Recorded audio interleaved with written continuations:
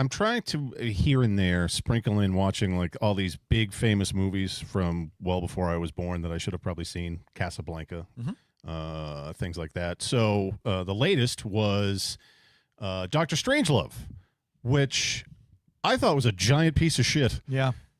Boring.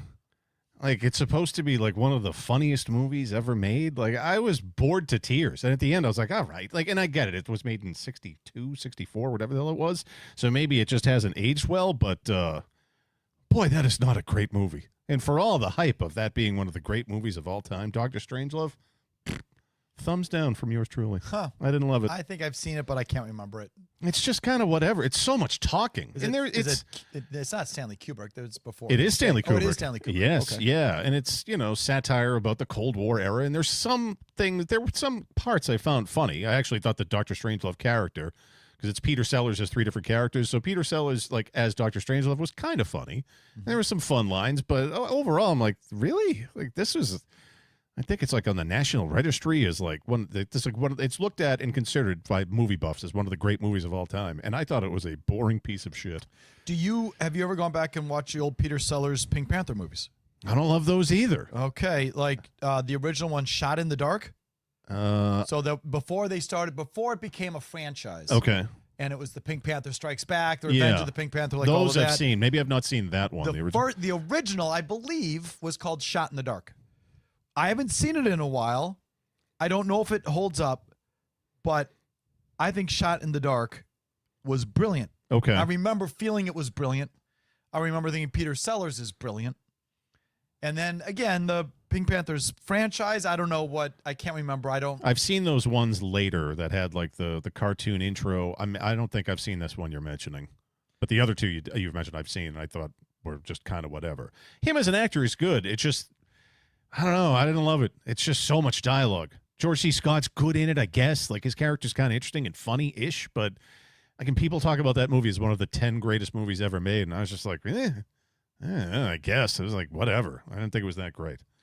Why did you say on the air that you think cloning is unethical? I'm of belief when you're dead, you're dead. I think I don't really subscribe to any religion, but I do think there is some sort of higher power, God, whatever it happens to be, and I think you're fucking with that higher power and going against that in such horrible ways if you're saying, like, no, I defy the natural order of things. When you're dead, you're dead. That's the way I look at it.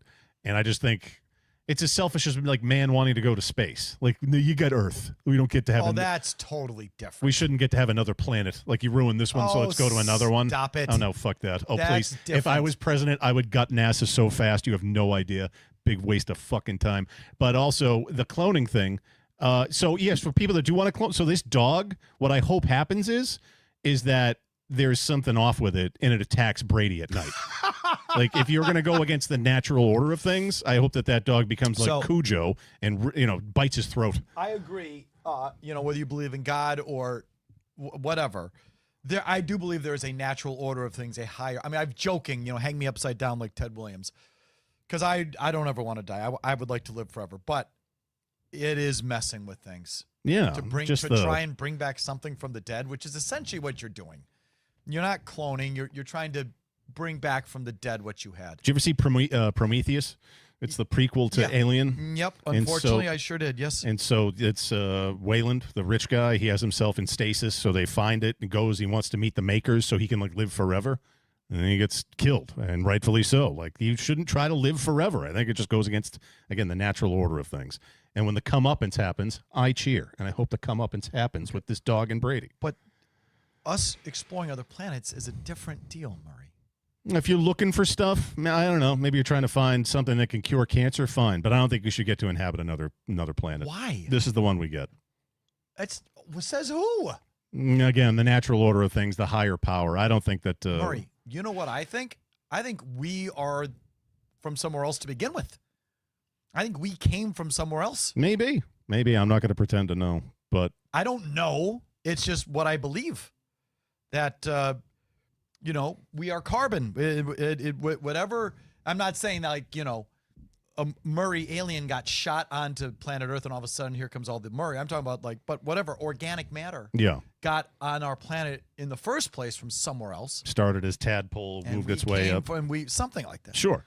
And maybe evolution got a kick. I'm not, I believe in evolution, obviously. But the jump between primate and humans, a huge one. Was there something in there that helped accelerate the process? Oh, maybe. Sure. That came from somewhere else? Yeah. I mean, I think in some way, shape, or form, we came from somewhere else. Why I'd buy can't that. we go somewhere else? I just find it at this point greedy. There's so much more work to be done here. Fix the fucking roads. Like, how about that before we try to fly to another planet and ruin that one? Jake writes in his email, even though Jake's Go not ahead. producing the show tonight. Yep. Again, we have Colin. Welcome on, Colin. He's only been here a month. And it's good to know that they hired him right out of college, too. I asked him, like, where were you working before? I figured he was going to say, like, EEI or some dying music station. But no, right from college. So, Colin. Were you a journalism major? Yeah, journalism. No Okay. shit. And you want to do talk radio Yeah, or writing. or writing? I'll do anything. And you got the gig? Yep. Who do you know? I was an intern for Zone Beetle 2 years ago. That helps. You were. So I just emailed Jim when I graduated. and Good I job. Asked if he had anything. Then he emailed me back in early September. Now I'm here. Good for you, Colin. You 22? Yep. Why call? I remember that. I remember 22 and piss and vinegar. Jake writes, holiday season quickly approaching. Where do you get your holiday shopping done? Have you already started or a last-minute shopper? Fucking hate it so much. I can't even believe you asked that question to put me in a bad mood. I'm giftless this year. Fuck it. I'm not buying any gifts, honestly. We have, we meaning the station, Maz and I, are endorsing a product called Aura Frames, A-U-R-A, Aura Frames. They're digital frames. And this is a toy. It's a gadget. It's a piece of technology. And it's basically just, it looks like a picture frame. It's like yay big. The screen's that big. And you can upload your photos to it and You guys are talking about this. This is a good idea. and put your picture frame on your counter, and it will rotate through pictures. But if you don't look at it, if you just glance at it, it looks like a picture. It's great. I like the idea. I like it. I have it. They sent. We're endorsing the product, so they sent me one. I'm like, I did it, opened it up, programmed it, had my daughters program it. I love it. It works.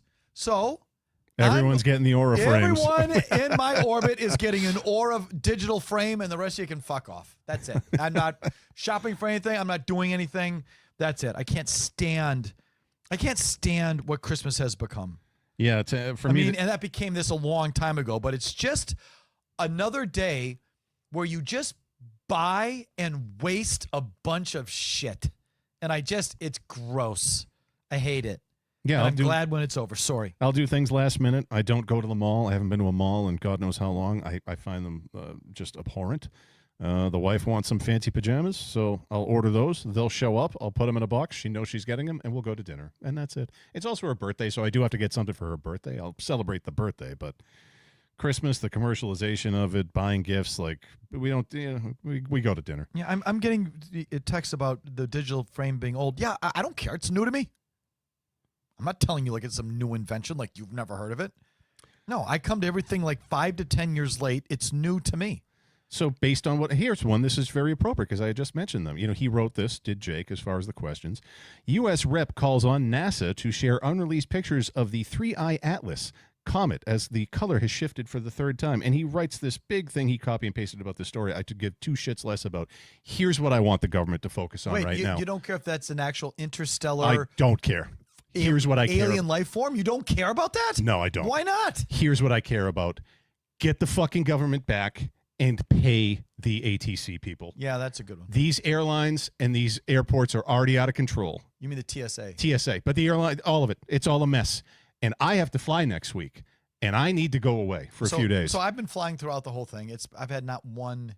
You're you. I'm me. I live to get fucked. And so get this fixed by next week. That's all I care about. So fuck your comets that you got an eye on that might get us. It won't.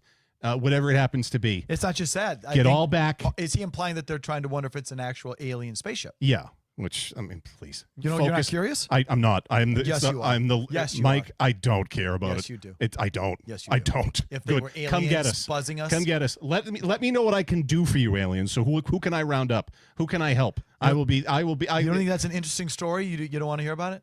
No. You're not interested in it? Not really. Bullshit. I don't care. I don't believe you. I care about the roads getting fixed, the infrastructure, my day-to-day. How long do I have to wait for my coffee? How much shit traffic there will be? And are you going to pay? You're going to get back to work so that these air traffic controllers can also show back up and ATC get their are the air paychecks. traffic control. I'm sorry, yes. Show back I up. think about the TSA people. Pay them too. Yeah, Get the people back on their snap. All of this. Get to fucking work. The government. Get back to work. Don't worry about your stupid comments. Get back together. Figure it out. So I'm not going to be delayed for 4 hours trying to get to Pittsburgh next fucking weekend. Oh, you have no idea how out of my mind I already am about it. My buddy had to leave Detroit today at 10:30. You know when his flight took off? 2. That's gonna happen to me next week, and I'm gonna lose my mind.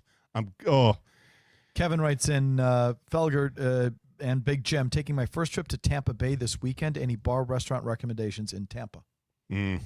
Tampa's not one of our great. No, everyone's going to tell you Burns, and don't go there. It's the most overrated steakhouse in America. Really? Oh, just what a waste of money and time that is. And they dress up nice, and you think it looks the part. You know, it's like, I like a dark steakhouse. It looks like a dark steakhouse, plush, a lot of red leather, things like that. And the steak's fine, but you pay out the ass for it.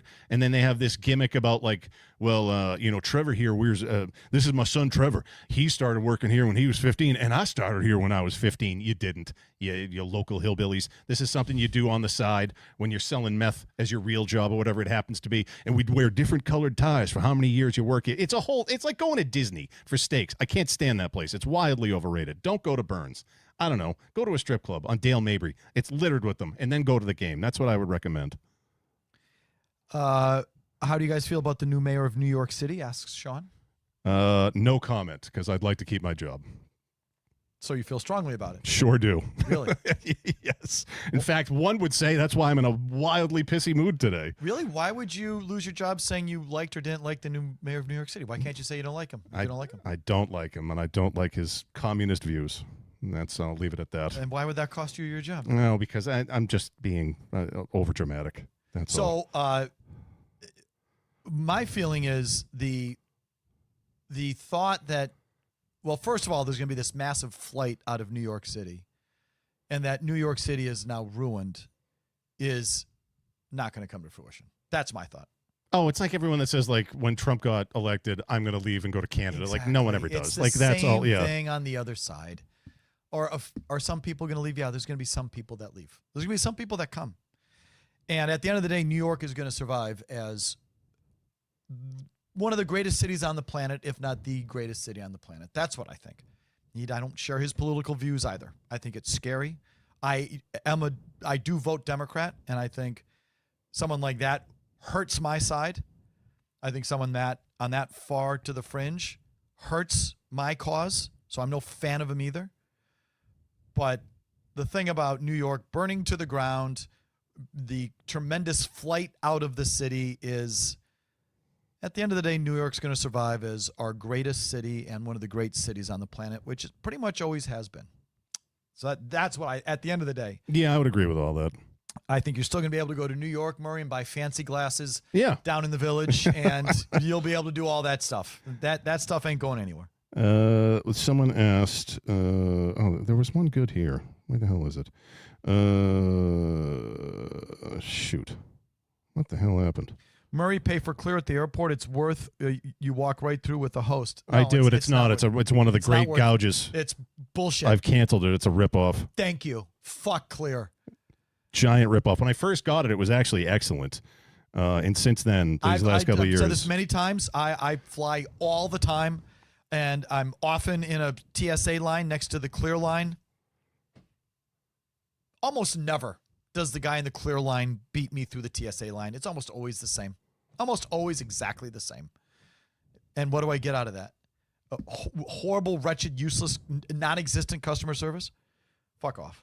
Right and Wrong podcast says, should people that order steaks well done be put in jail? Like that mythical jail I'd like to put the refs in? Yes. Say who should be put in jail? People that order steaks well done. Yeah, I think that's an abomination. If you go to a real steakhouse and you get your steak well done, prison. Cuff me. You get it well done? Cuff me. Really? I know. I usually go medium. Medium well's fine. Okay, well done when they charcoal briquette the motherfucker? I go medium, but my wife will go well done, and because we're so conscious we like it well done, that at home when we're grilling steaks, they're often well done. But I'm at least medium. I'm never worse than medium. There's got to be a little bit of red in there, though, right? Doesn't have to be. No. Oh, God. Why does it have to be? If you get a nice fatty steak, what's the diff? You make sure there's a proper amount of fat in that steak. It becomes so dry. Not if you get fat in there. You guys see the UPS plane footage? Yeah, terrifying. That was absolutely horrible. I'm not going to click on that and watch a plane crash. Why? I mean, it just shows up in your algorithm. See, this is you're not on social media. This is why I'm not like you people. I don't have a fucking algorithm. I don't have to see something unless I want to see it. And I do not. I'm not one of these people that watch clips of people die. No interest in that. None. Ugh. People who order their steaks and burgers well done should be charged with a felony. That's right, Dan. I would agree with that. Felger, tell the full Corey Dillon locker room story. You keep at this is okay. For full Corey Dillon locker room story. So what happened with Corey Dillon got kind of squirrely there as time went on. This perfect soldier in 2004, and maybe it was 05 or 06. I don't remember the exact year, but he started to get a little weird, like combative and chirpy and unhappy. And I'm talking about like him just not with the team. I'm not talking necessarily with the media, although that happened too. And I guess he started to lose carries or touches, and it got just, I don't know. It was hard to define how it went bad, but you could tell things were going bad because he started to cop an attitude. And there was a night game in Minnesota where he wasn't getting a lot of looks, wasn't getting a lot of carries, and he finally got one in the second half and broke a run for 15 yards. And when he got up, he chucked the ball across the field like, motherfucker, yeah. And all right, so I sort of logged that. And then I heard that on the plane ride back home, he was motherfucking Belichick. Okay? And so I think I wrote it. And I alluded to it, or I even might have wrote it that, word is Dillon had some things to say about Bill on the plane on the ride home, or, it's clear that Dillon, who's starting to edge his way off the reservation, fully lost it after this game in Minnesota when he chucked the ball. I don't remember exactly what I wrote, but it was something alluding to this, to that circumstance, if not flat out just writing what I just said. I can't remember exactly what I wrote. Okay, so I'm standing in the locker room the next day, and the double doors open where the players come in from lunch to do the media thing, and he's immediately like this. And I could just tell all of a sudden he's like fucking daggers at me. He's like, keep writing. And he's now he walks in and all the players are around and he starts kind of pacing. Keep writing what you're writing, motherfucker. Keep writing it. You keep writing that motherfucker. You keep writing that motherfucker. You keep writing that motherfucker. And all I remember saying is like, well, Corey, what'd I write? What'd I write? And Kevin Falk was next to Corey Dillon and he was kind of pacing alongside with him. And I just remember Kevin Falk saying, you know what you wrote. You know what you wrote. It was like Little Penny. It was yeah. So I've always called him Little Penny, where it was Corey Dillon. Keep writing that motherfucker. You keep writing that. I'm like, Corey, I don't even know what you. Oh, you know what you wrote. You know what you wrote, and it was really just like that. And that's all it was. He never came at me. He never made a move towards me. He just sort of paced back and forth, menacingly, but there was no move towards any physical altercation. He did it in front of people, so. If you were there, you saw it. And that was really it. Do you know of anyone ever getting smacked or getting in an actual physical altercation with any player or anything like that? I think Kern and Monty Beisel got close one time.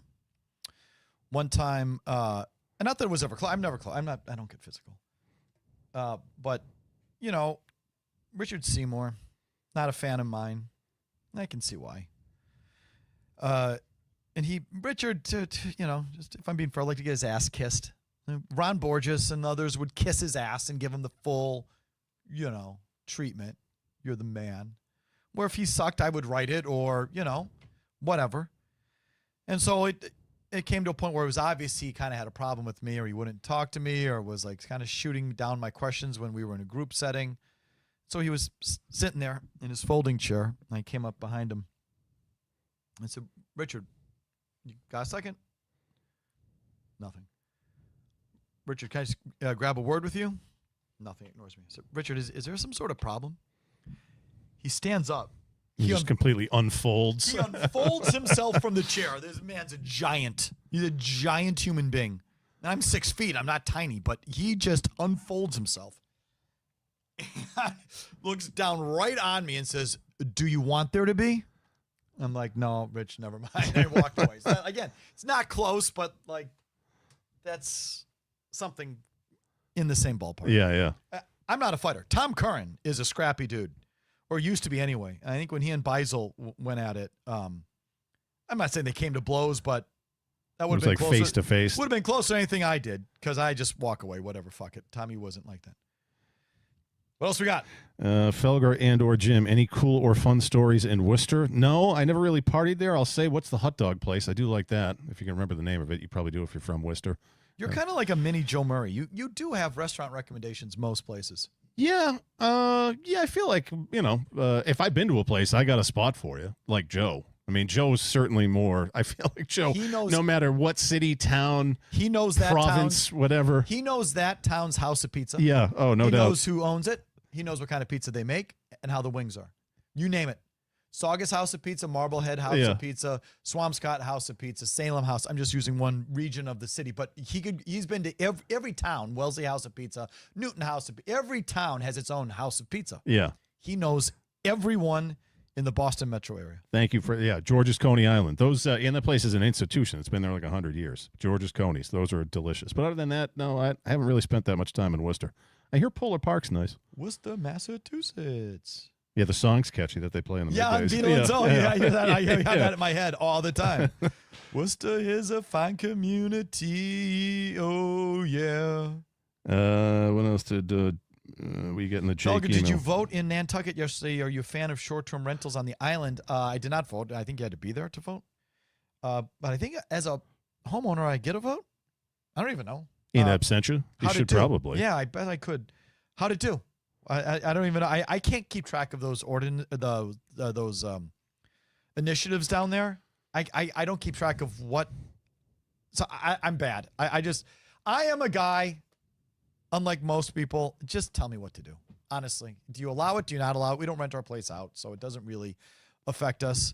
But whatever you all decide, I'll do. Just let me. Just don't make me take up any of my time trying to decide it. You guys figure it out, and I'll just do what you say. Does it flood there? Do you have to? Yeah, in certain places it does. Yeah, definitely. It absolutely it does.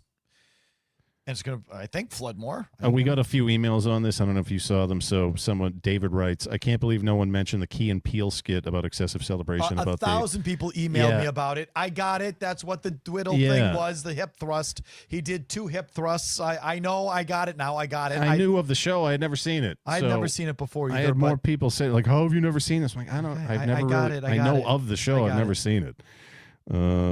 Let's see. Did we have any more Jake Seymour? Oh, yeah, let's see. Would you rather be able to only read books or only watch movies for the rest of your life? I would say read. Read easily. Because I feel like, I mean, I love both, but Yeah. I always have time to read because you can read 2 pages. A movie you got to block Yeah. out 2-3 hours. So like I can't watch a ton of movies, but I can always have a book and read. Here we'll end on this. How did the YouTube TV ESPN deal go for you this weekend? Did you cave and move to a different Nope. service? Asked Jake. Nope. How have they not figured this out by Fuck now? you. And my theory is that ESPN is intentionally driving a hard bargain to see how many people they can get. Maybe it's like a trial balloon for the appetite for their direct-to-consumer app. Yeah. That Which is, I think they're charging $30 a month for or whatever. It happens to be. obviously that's their ultimate end game. They want everyone just to subscribe on their own to the $30 a month ESPN direct-to-consumer app. They probably know that the world isn't ready for it or we're not ready to do it, but let's just take a week or two to see how many we can get. Is interest strong? Is it weak? Is it, next time we negotiate with YouTube, are we going to get a lot of people to subscribe? Or if we try and go out on our own, are we really in a world of hurt? I think that they're Just dipping their toe in the dipping their toe in the water and say, what's the interest level for people to fork over $30 independent of everything else just on us?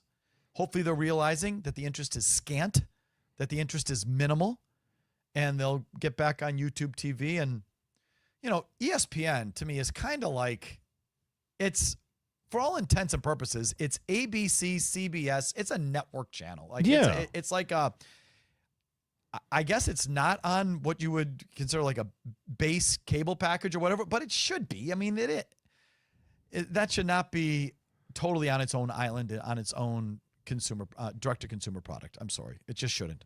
So I'm surprised it hasn't been settled yet, but I think that's what they're doing. Yeah, I mean, I thought they wouldn't get past the weekend after people lost their minds about the college football on Saturday, and then they got to Monday Night Football, and they didn't even end up having that. So this feels like, again, like the government shutdown. It'll just keep it'll just keep going. Everyone else can go F themselves. What else? Let's see. Thoughts on Bill O'Brien calling out a reporter yesterday. Funny, but here's a guy making $5 million a year, shaming a kid or whoever it happens to be, 25 years old, 30 years old, whatever, just trying to do his job, asking a question. Like, it was a bit much. Funny sound, but like, calm down, Hardo. All right, let's do one more and then get out of here. When did we start, Colin? 6:05. Okay, close enough. Trying to roll back through some of the questions here.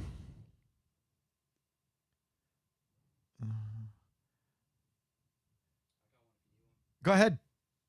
And people can hear you. You're up. Go ahead. So I do cover high school sports for Mass Live, and playoffs are starting this week. Do you guys have any good high school sports memories, moments? Well, I covered a fuck ton of it early on. I was, first, including intern years, like the first 7 years at the Herald, I just covered high school sports. I was a stringer or a freelance guy for the Metro West Daily News, the Newburyport Daily News up in Newburyport, Massachusetts. And Joe Murray will tell you about the Newburyport House of Pizza if you ask him. And maybe was there one more or was that it? So and do I have any memories, Colin? I certainly don't. I don't. Did you cover high school sports at any point? No, I didn't. What about playing? Oh. Football or? Oh, yeah. I was a tight end in high school football. I finished up in Florida, a small private school. So, yeah, I played high school sports. You? I played football. I was terrible, though. Where'd you grow up? I went to Cardinal Spellman in Brockton. So, yeah. Private school. Yeah. I was a stoner drunk mostly, so yeah, barely graduated high school. Not proud of it, but that was the... I'm telling you, like, my Boston Herald is just loaded with high school sports coverage. It's incredible how much... Even now, still? Oh, my God, like ton. The tactile paper? More than when I was there, even. Like, they really invest in high school sports. So I'm into it. It's a great place to start. I would say that, Colin. I don't have any stories for you. I can't remember anything. I'm sure shit happened that would be funny or instructive, but I can't remember it.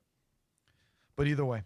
Oh, actually, I'll give you this. So I wish I knew the name of it, but you can find them on Instagram. So I got followed today on Instagram. I got to give these guys a follow back. There are these two high school football coaches that they, everyone like does these videos now because of Portnoy and the pizza that they rate something. These two local high school football coaches, they rate the hot dogs at the stadiums that their teams are playing in. Oh, cool. The clips are kind of funny. Yeah. I was like, whatever this is, it's interesting and they're funny. He bites into it like soft bun, good dog, steamed, 8.2. Like, that's kind of funny. All right, so that's it. There's another off-air show in the books. Thanks again to our friends at Miller Lite. Thanks to Colin. Thanks, Colin. Big Jim, thanks for coming by as always. Next Wednesday, 6 o'clock. Be there. See you.